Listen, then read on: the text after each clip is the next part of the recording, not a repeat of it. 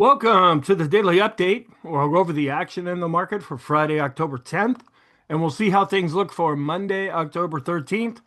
And as I record this, the Mariners just beat the Detroit Tigers in 15 innings.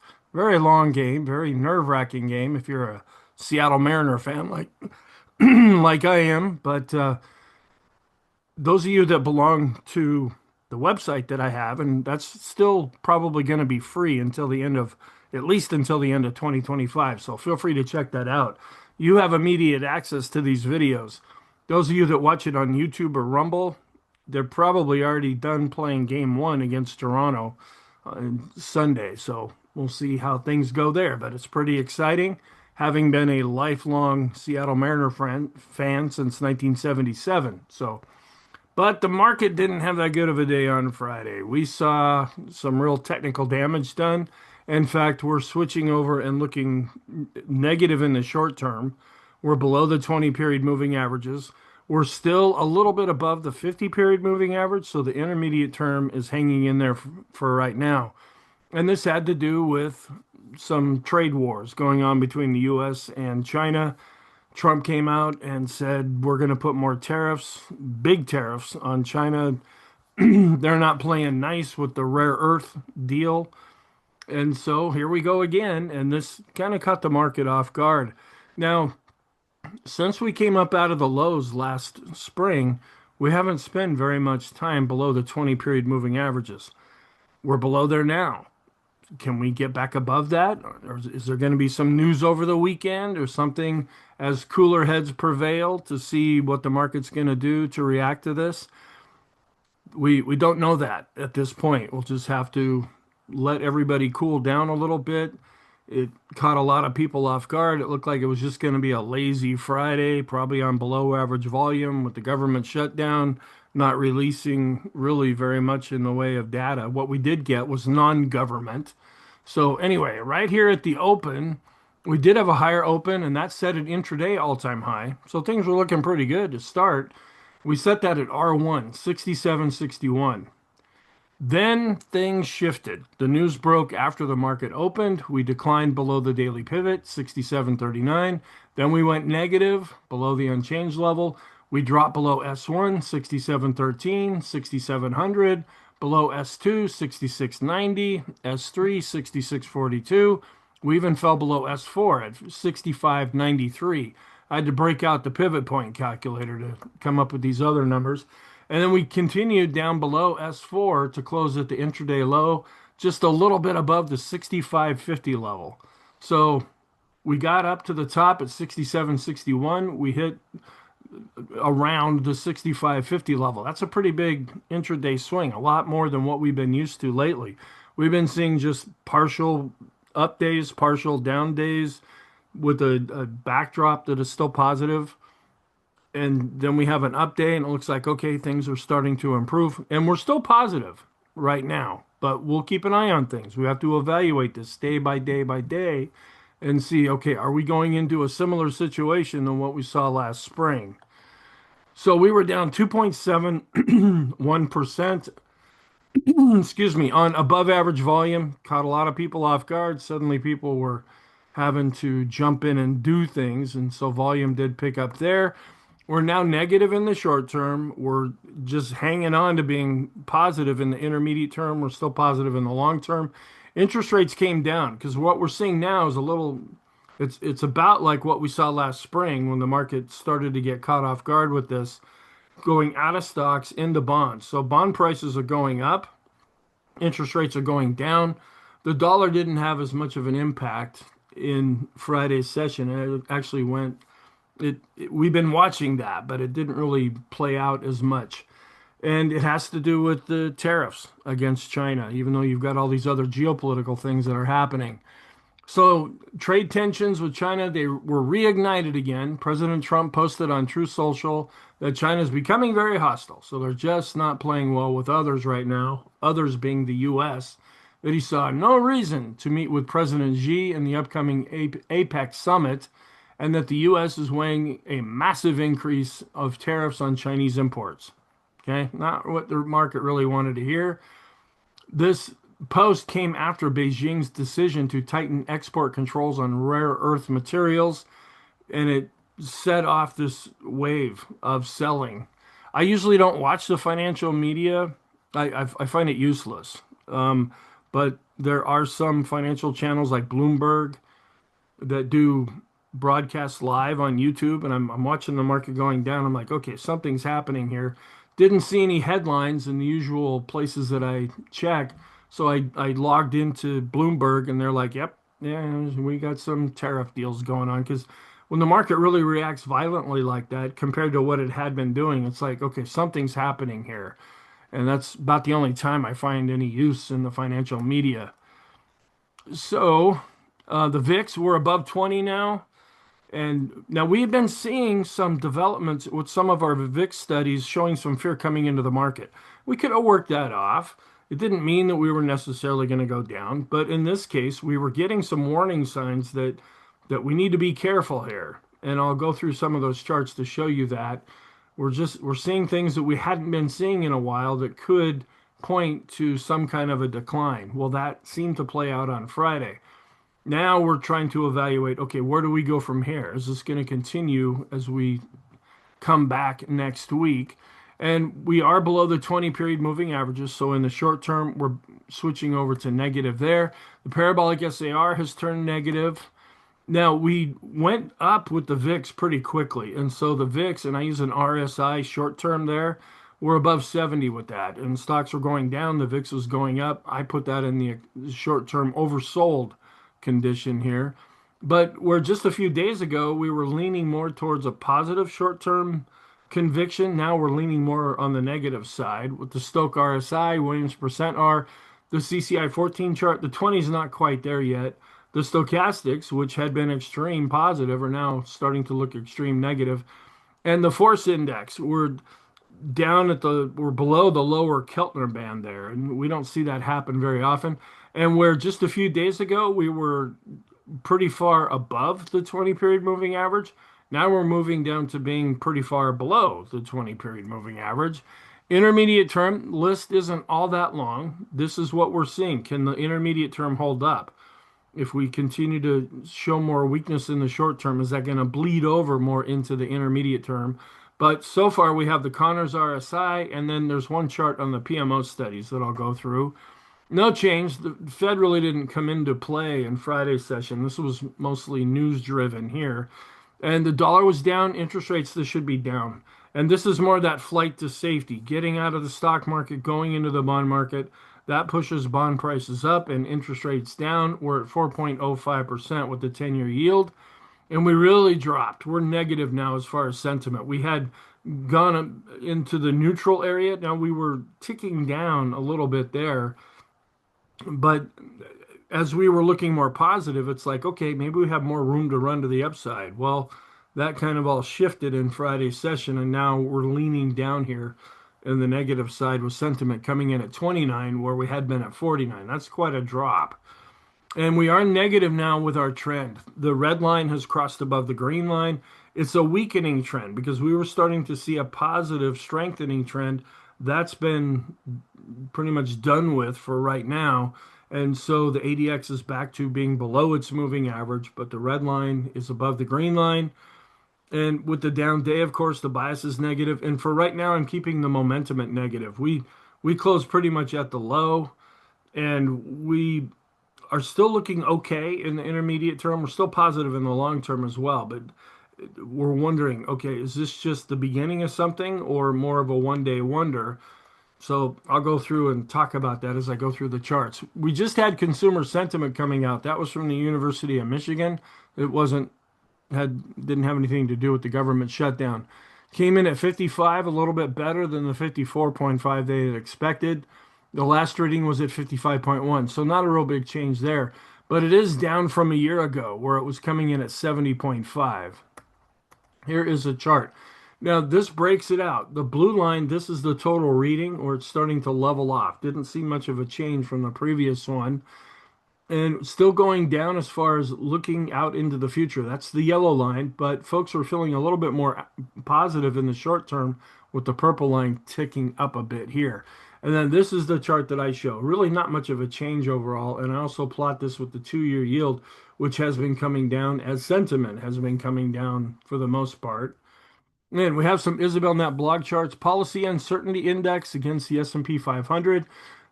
Because of the government shutdown, it's like, okay, what's going to be happening here? And I don't know how they calculate this, but this is just comparing it where we get to pretty high readings here, and a lot of times that will mark a low in the market. Well, tell that to Friday because we've been really coming down. Now, this chart was put out before Friday's session, so maybe this was pointing to the idea that we've topped out here, and now this is coming down a bit, which could give support to stocks, but they still could. They just didn't do it on Friday. And then two bulls that look similar so far. Well, okay, seeing a little bit of a drop off here. This is March '09 through February 2020, and then October 2022 to the current. So this is the longer term uptrend here. And there were bumps along the way, and we actually shifted over and we're looking more negative as we were coming up out of the lows from the great financial crisis. So again, over a longer period of time, the market tends to go up about 70% of the time. It goes down 30% of the time. That's why I'm not a perma bear or bull. I try to be a perma realist because the market goes up and it goes down. And gold has moved into overbought territory as using a 14-day RSI here. Now, it's not an official overbought signal until it drops down below this red line, but gold has just been doing really well lately. Tech represents a higher share of the U.S. market than it does in any other regions, and not a real surprise here. This is the tech as a percent of the total of the U.S. market. That's where the growth area is. And then streaks, the market was stretched, only seventh, 119-day stretch without a 3% pullback, and the strongest ever, 3 to 6% pullback. Healthy, necessary, and expected. Well, yeah, tell that to people who bought at the high in Friday's session and are now down about 3%, or unless they already had to get out. But this is just measuring other movements and then what has been happening here. Then volatility levels, there tend to be two distinct volatility regimes, low volatility before a market peak. That's what we're seeing when we get down to the 12, 13, 14 range with the VIX. Well, we've been higher than that lately, but we've been under 20. And there's a long-term chart that I go through in the intermarket analysis video. I do a 50-period exponential moving average, and we're still below 20 with that. We're shifting longer term to a lower range. All right, so here we go. And these other days here, you go back a number of days, and it's like, man, the market was hardly even moving. And compared to what happened on Friday, that's what it looks like. So we did have a higher open, and we got up a little bit above R1, doing pretty good there. But then we kind of chopped around. The market was trying to figure out what it wanted to do. Then the news hit, and this is where everything started to really fall apart. We fell down below S1, S2, S3, bounced around here, tried to get some support going at 66.25, fell down there, tried to get some more support at 6,600, another round number. A little bit of buy the dippers tried to come in, but they got taken out pretty fast, fell down below S1, and then closed down at the low here at the 65.50 level. And really not much, there was really not a lot of warning before the market opened. Things were actually looking quite positive. Pretty much all of the price action happened during the day. We did see a little bit of a bounce up as the SPY trades a little bit longer before it closes for the weekend. And both value and growth took a hit here. Now, we've been watching this longer term uptrend, and even though we've been kind of chopping around, we're wondering, is this now in danger of continuing to go down and breaking out of this upward trend that we had been seeing? And not an awful lot of damage here. We're just kind of at the lower end of the rainbow when we look at the growth to value ratio for the S&P, but it was still down. So end of day, we had growth down over 3%. Value was down 2.616% for the large caps, and it was down less for the mid caps and down less for the small caps. So actually, not much damage was done here to small cap to growth to value, the end of day ratio, even though it came down just a little bit. Let's see, small caps got taken down like everything else. So did mid caps. This is one of the better looking growth to value ratios that we've been seeing lately. And not much damage here with the S&P growth to value. We're still hanging out around the 50-day moving average. We've been seeing this defensive shift going back to the beginning of August and just hanging out below the 50 period moving average. It looked like we were starting to break above that. Well, now we're coming back down below it. And not a lot of damage here with the growth to value ratio between these two ETFs. We are seeing some damage here. Discretionary had been really doing well when compared to staples. It's pulling back now and falling under its 50-day moving average. But in the longer term, the trend is still positive. So we're now switching over to negative. This is the ADX short term where we're crossing below the moving average. That means a weakening trend, and the red line is crossing above the green line. Same thing here in intermediate term, below the moving average, red line above the green line. And we did see a pickup on volume to above average. Sentiment here, we still haven't really ticked over to the negative side yet, but there was some damage done here as well. 65.52, actually this is more pink than blue or green, so maybe we have here. And we closed right around the 65.52, 53 level. We're seeing some puts down here at the 65.50 level here, and that's about where we stopped in the decline, just around that level. So we're seeing some more damage here, focusing more on the gamma exposure using puts than we were looking at calls. And here, for the first time in quite a while, we have gone above 20. I should have changed this. I'm so used to the VIX being below 20, I didn't change the annotation here.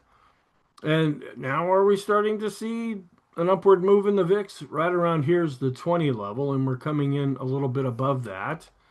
And the VIX of the VIX also spiking up as well. Not really a surprise there, but we're moving really quickly with the VIX. The RSI 9, it's way above the 70 level. Now, it could still go up more than where it's at right now, but this is when we start to pay attention to this chart. This is what we've been watching for about a week and a half or so. The VIX to S&P correlation was above the dashed line, and that was telling us there's fear coming in that the VIX is not picking up. Well, we had the down day on Friday, and now we're dropping back down with this correlation. We've also been watching this, the volatility of stocks to bonds on a ratio basis. The red line has been going up, where as we've been coming up out of the April lows, this red line was going down. And we're turning back up a little bit here with the VIX to VVIX ratio. That was another little warning sign that we've been seeing. So this fear gauge went up, and this other fear gauge also went up. Not a surprise there. A lot of fear coming back into the market. We did see a move up with the daily equity put call ratio chart.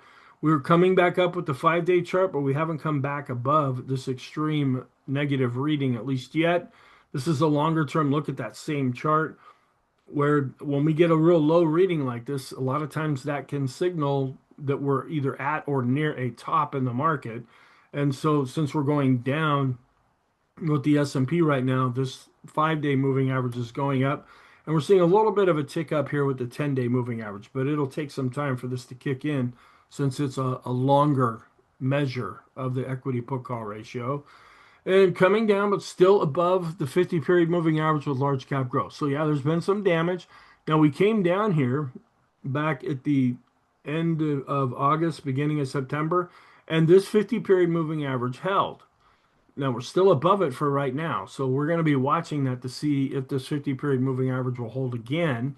And we were also getting more fear concerns from this chart. The volatility risk premium was giving us very high readings.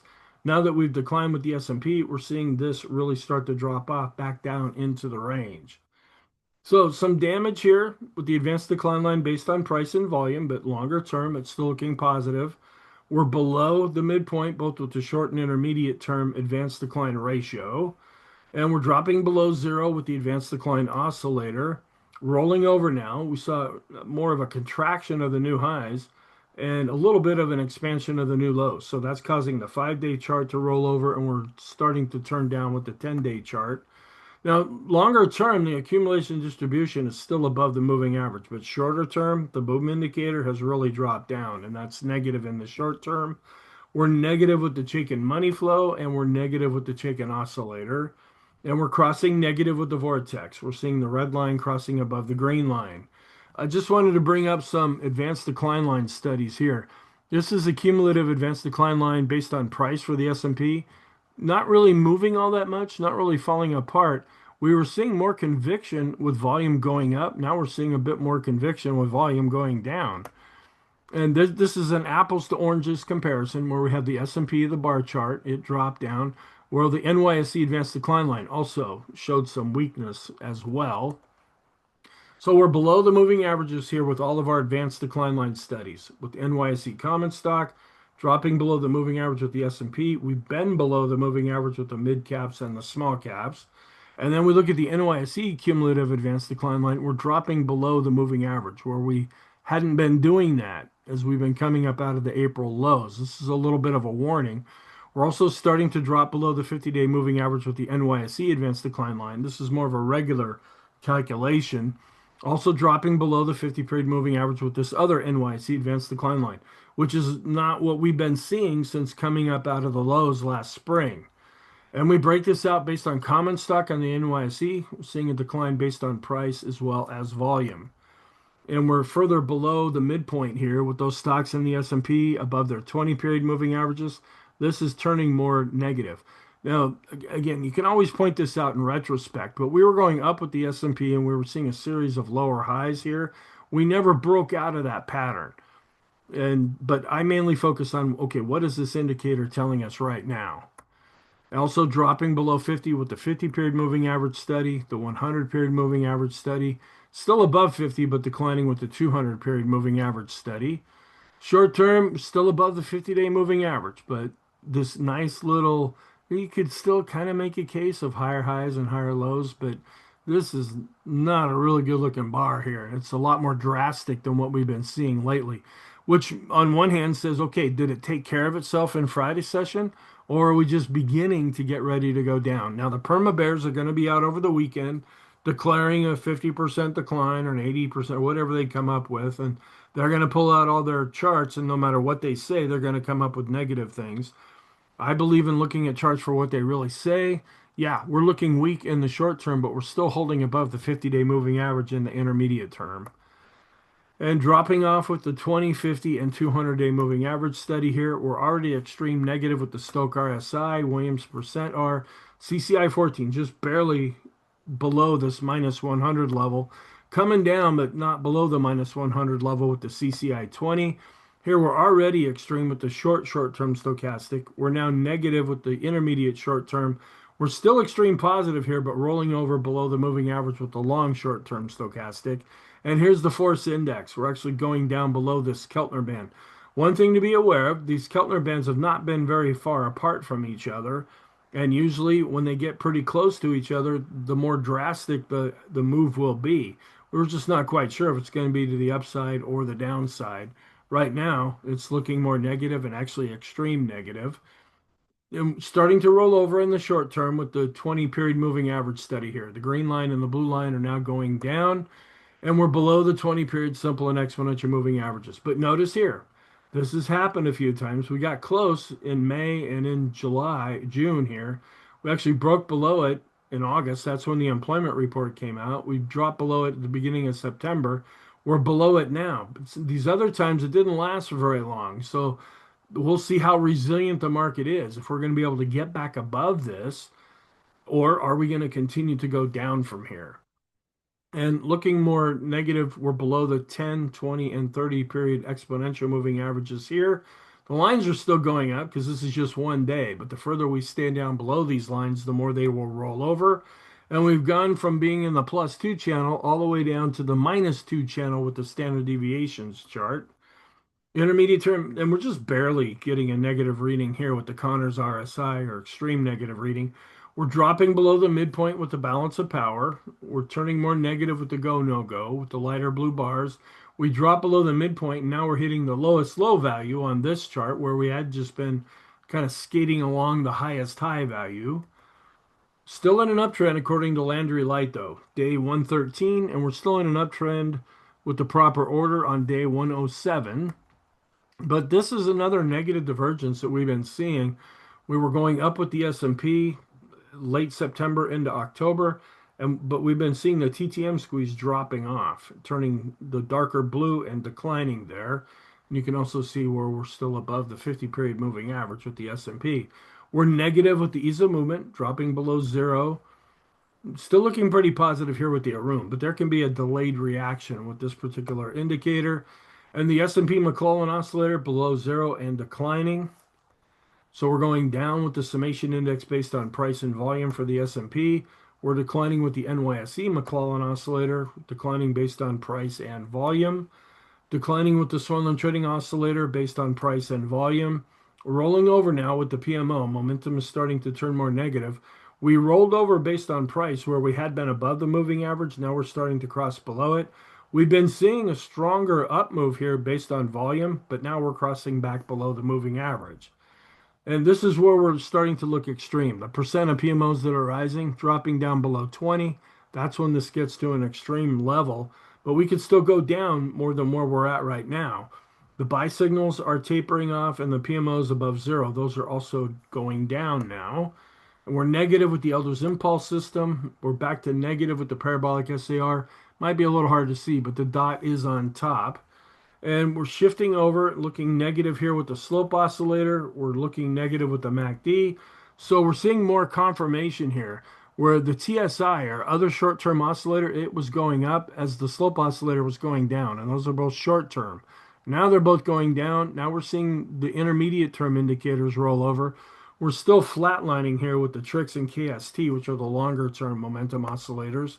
Negative with the Copic curve momentum oscillator, dropping down.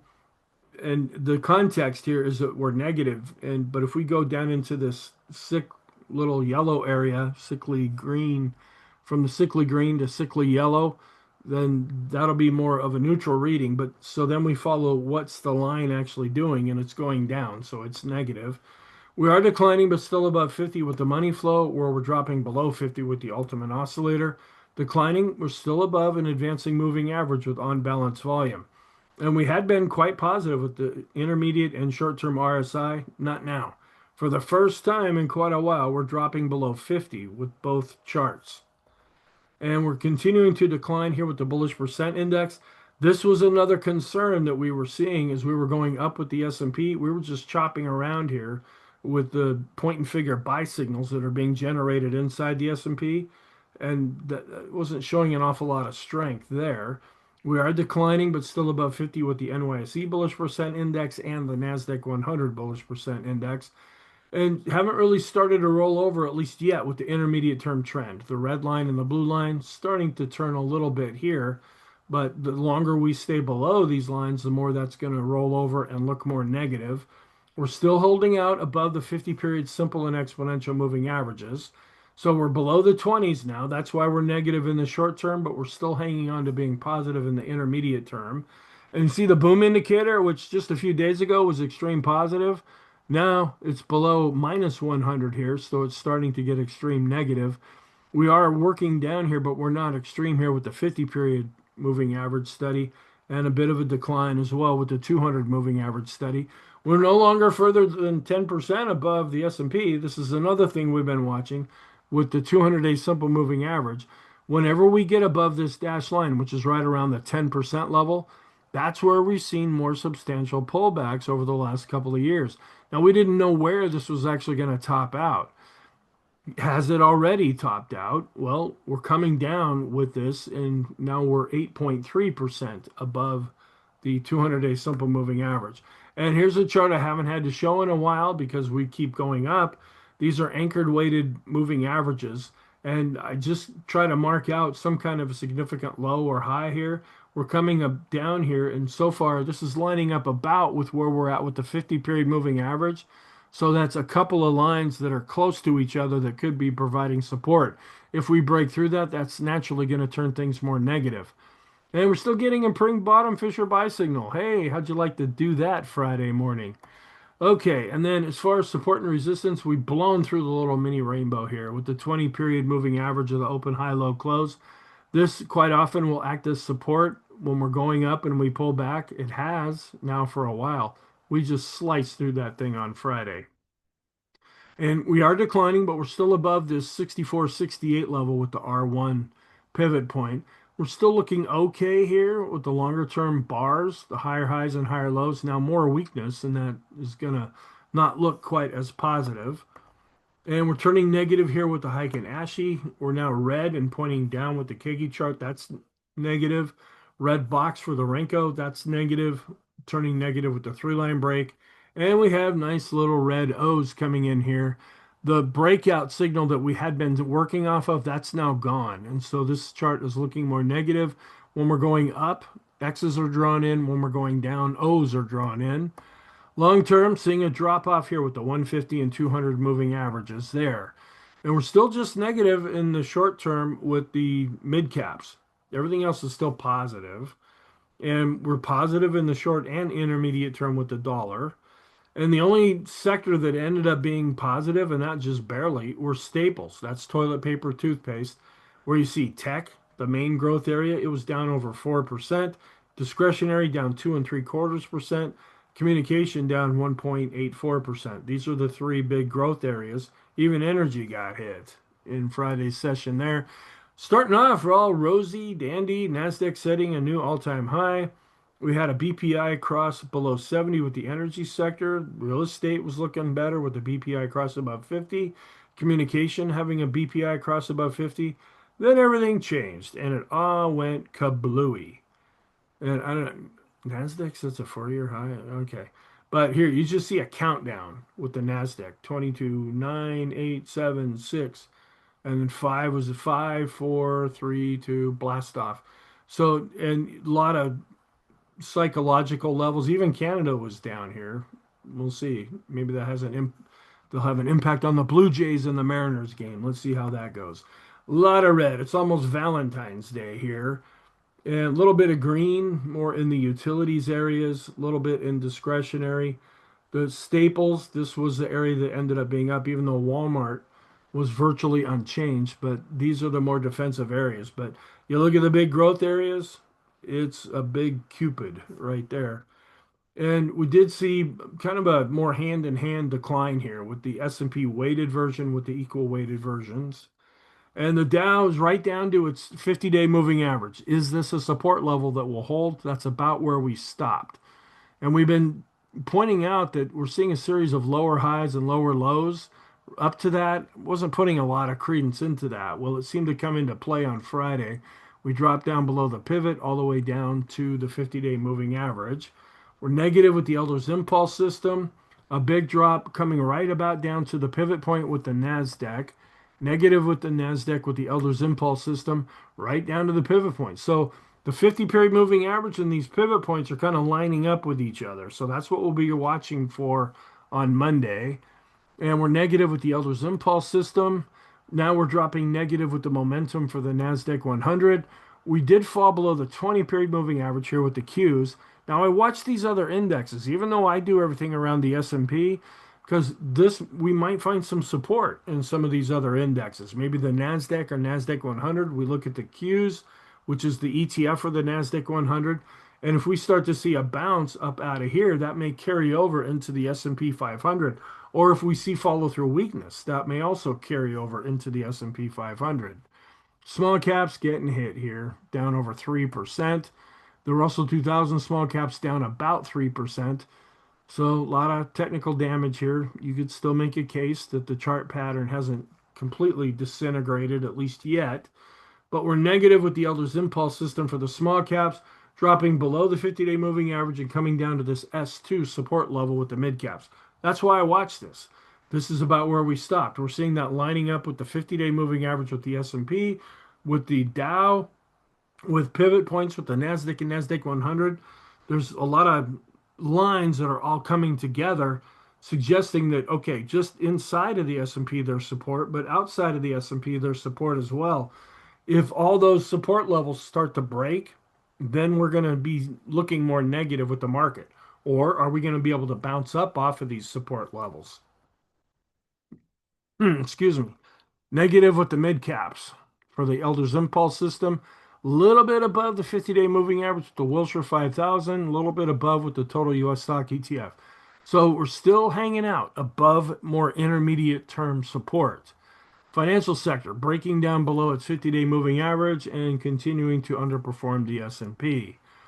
Coming down still a little bit above the 50-day moving average with the FANG index, and these are the really big stocks. This was down 3.45%. So here we go. Apple was down also down 3.45%, almost 5% down with Amazon, over 2% with Microsoft. Google was down over 2%. Nvidia down 4.89% after just setting a new all-time high. Meta also down 3.85%. Tesla down over 5%. Netflix not down as much, still hanging out around its 50-day moving average, and still seeing a fairly strong short-term correlation between U.S. and world stocks as well as the longer-term correlation. Oil is now dropping. We actually fell under 60. We're coming into the 58 range. And the dollar is still in a longer term downtrend, and it did come down in Friday's session, but we've been watching this to see if that will end up pressuring stocks if it continues to go up. And we are falling back down now with the 10-year yield. We're going up with the 10-year based on price. We're still looking okay, even though we're coming back down to the moving average with the Qs to S&P ratio. Still seeing more weakness here with discretionary to the S&P, and we're still above the moving average, even though we declined with large cap growth versus value. So we're coming back down to the moving average with the large caps, mid caps, and small caps, but we're still above advancing moving averages for the most part. So what's our outlook? The bond market will be closed on Monday for Columbus Day. So is that going to help stocks, or are people going to take a 3-day weekend? We'll see. Now, I should have changed this. This is incorrect. All right. I changed it later on here.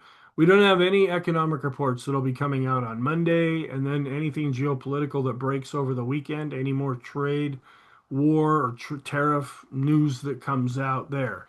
So we're not getting any reports on Monday, and really no reports other than Fed Chair Powell speaking on Tuesday. We're supposed to get CPI on Wednesday. We're supposed to get initial and continuing claims on Thursday, and then PPI and retail sales. And we don't know if any of this is going to happen. And then this calendar looks quite a bit different now. They they still have CPI, but they keep bumping out the employment report. They think, okay, should have happened on October 10th. Well, it didn't happen. So how about October 17th? So the economic reports with the government shutdown, they're really messed up right now. It doesn't give us much to go off of. All right, and then looking negative for the Dow for October 13th. Now we are coming into options expiration week, and it tends to be pretty positive. Going back to 1980, we're up 73% of the time and down 27% of the time. So statistically, options expiration week for October is fairly positive. But when you look at October 13th, just for Monday, going back to 2002, we're neutral to negative with the S&P, neutral to positive. So not much of a real slant there either way. We are seeing some potential positive seasonality during post-election years, and that's what the green dashed line is showing. This also shows positive seasonality. Tell that to Friday. And we're still in the first half of October. We'll be rolling over into the second half here pretty soon. And we're still dealing with a blackout period as companies are getting set to report their earnings. It's topping out right about now, and it will start to go down after this. So we're negative with our three smart money indicators. We're still positive in the long term with accumulation distribution, but the boom indicator short term, that is negative. We're negative with the chicken money flow and oscillator. The ease of movement is now negative, as is the parabolic SAR and ultimate oscillator. The S&P and NYC McClellan oscillators and summation indexes, they are both negative. Momentum is now more negative, and the bullish percent index for the S&P is negative, as is the Swinland trading oscillator and the vortex. A lot of these are new additions to the list, including the momentum for the Nasdaq 100. Where in the bigger picture, the growth to value ratios are still looking positive. Discretionary to staples, seeing some weakness there, but we're hanging on to a longer term uptrend. And because they're above 50, the NASDAQ 100 and NYSE bullish percent indexes, the context is clearly negative, but we're still above 50. That's why they're treated as positive. The money flow did decline, but still above 50. And the financial sector is holding up all right, even though it got hit with everything else. But in the bigger picture, it's continuing to underperform the S&P 500 and the long-term special K charts, as well as this wonderful praying bottom fisher buy signal that I'm sure everybody took advantage of on Friday. Okay, and here are the pivot points. We had a really wide spread in Friday's session, so we see really big levels here, wide levels for the pivot points from Monday's session. It's like all these previous days just seem so muted now. All right, the conclusion, we're negative in the short term. We're still hanging on to being positive in the intermediate and long term. That's based on the moving averages. And we're not seeing an awful lot of intermediate term weakness building up, at least yet, but we are below support, meaning we dropped below 6,700 and the 20 period moving averages. In the short term, that's why we're negative. Intermediate term, we're still positive. We're still above the 50 period moving averages, but we're seeing some weakness. Is that going to continue to build, or are we going to hit some support at that 50 period moving average level, not only for the S&P, but other support levels in other indexes, and then be able to bounce up from that, where we're positive in the long term, but we're no longer more than 10% above the 200-day simple moving average. Thank you. I hope you have a wonderful weekend, and I will talk to you in the next video.